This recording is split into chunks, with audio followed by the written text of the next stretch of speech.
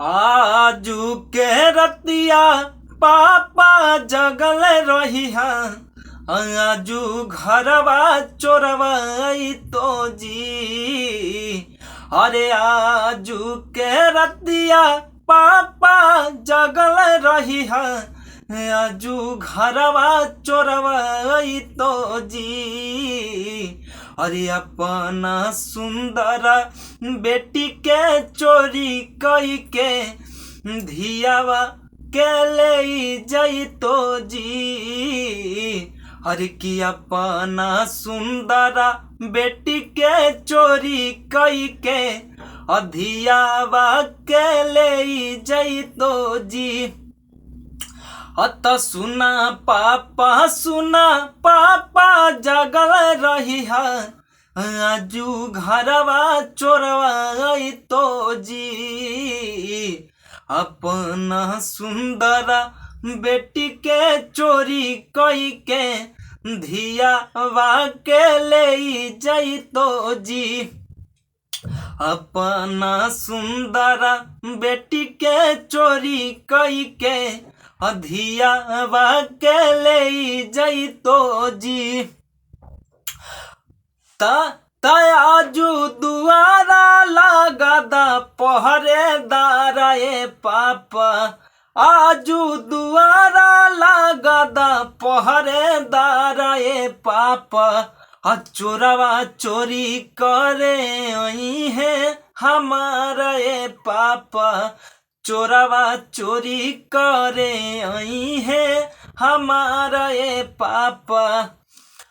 आजू दुआरा लगादा पहरेदार ए पापा चोरवा चोरी करे आई है हमारा ए पापा।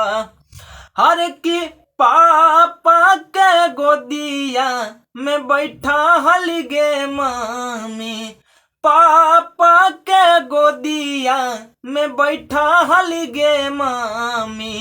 पापा के गोदिया सपना होत गे मामी।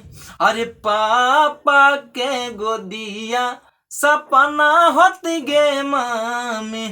मामी के गोदिया में बैठा हली हो पापा मामी के गोदिया में बैठा हली हो पापा।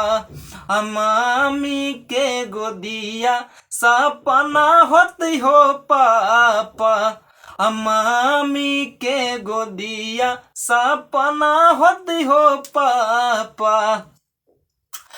तका तू सोचा तारा धाई के का पार हो पापा का तू सोचा तारा धाई के का पार हो पापा का तू गइल बाड़ा जुआवा में हारा ए पापा का तू गइल बाड़ा जुआवा में हारा ए पापा। तसगरो बंद कई दा खिड़की के बाड़ा ए पापा तसगरो बंद कई दा खिड़की के बाड़ा ए पापा। चोरवा चोरी करे आई है हमारा ए पापा चोरवा चोरी करे आई है हमारा ए पापा। आजू के रतिया पापा आजू के रतिया पापा जगल रही आजू घरवा चोरवाई तो जी। आजू के रतिया पापा जगल रही आजू घरवा चोरवाई तो जी। अपना सुंदर बेटी के चोरी कई के धियावा के ले जाई तो जी।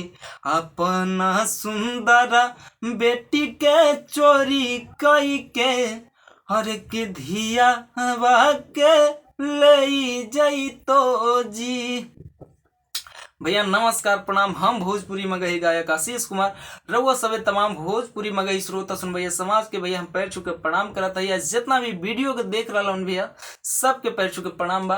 अगर भैया वीडियो अच्छा लगल हुई तब प्लीज भैया वीडियो के लाइक कर दे लोग, वीडियो के धन धना के भैया शेयर करे लोग। तुहनिए के काम हाथ तुहनिए के बनावल है भैया। प्लीज अगर वीडियो अच्छा लगल हुई तब प्लीज वीडियो दम शेयर करी भैया, दम धन धना के शेयर करे और चैनल के सब्सक्राइब कर ले।